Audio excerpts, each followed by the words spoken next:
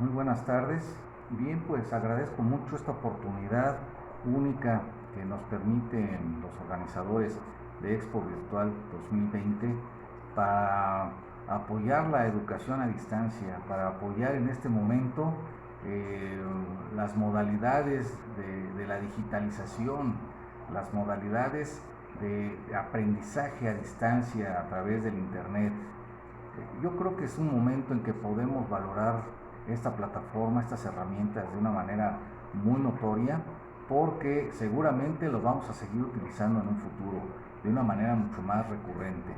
Mi nombre es Ezequiel Soto Hernández, soy director del CIES Vasconcelos, una institución que ofrece la licenciatura en Trabajo Social incorporada a la Universidad Nacional Autónoma de México, a la UNAM. Y precisamente hace un momento tuve una conversación con estudiantes que se van a incorporar, van a regresar a clases la próxima semana, para ya algunos incluso ya para egresar, y en la cual me manifestaban algunas inquietudes, pero ellos mismos también dieron la pauta, la respuesta, la búsqueda de esa respuesta que andaban buscando respecto a cómo se le iba a dar continuidad a las prácticas de campo. El trabajo social, en trabajo social es indispensable la práctica de campo. Por práctica de campo entiéndase la actividad que realiza una persona con ánimo de intervenir en un parámetro, en un contexto, con alguna población segmentada, con alguna población determinada. Es el trabajo que se hace fuera de la escuela. Así, eso se debe de entender para cuestiones fáciles y técnicas, el trabajo de campo. Muchas personas piensan, escuchan trabajo social y trabajo de campo y determinan que es como un trabajo agrario.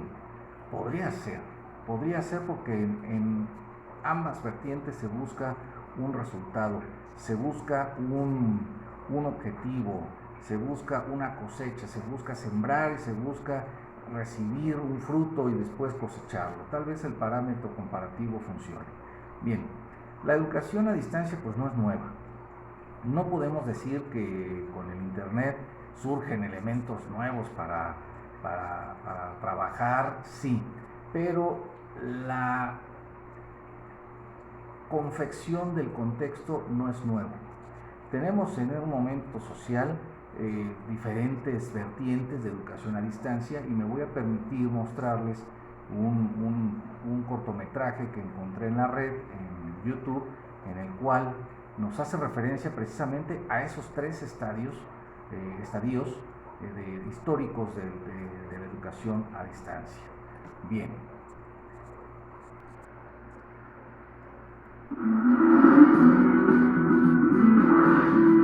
En la historia de la educación a distancia encontramos tres grandes etapas. La primera etapa es la llamada tradicional. Su característica más sobresaliente era el envío de material impreso por correo. Todo el proceso educativo se desarrollaba por correspondencia.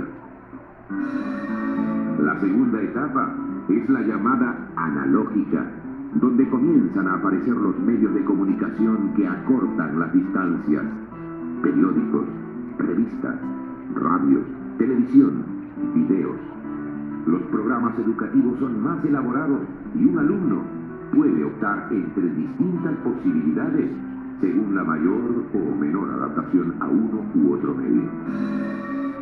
La tercera etapa es la digital, donde se incorpora la informática y las comunicaciones satelitales que hacen de la educación a distancia un proceso interactivo, personalizando la educación a las formas y tiempos de cada estudiante.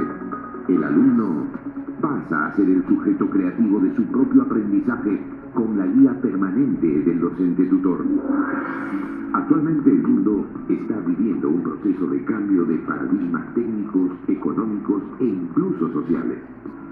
Es una tendencia mundial ofrecer a todos y a todas la posibilidad de tener una adecuada formación que favorezca la competitividad del país dado que la educación a distancia ofrece cobertura del servicio educativo a todo el país, no solo en las grandes ciudades.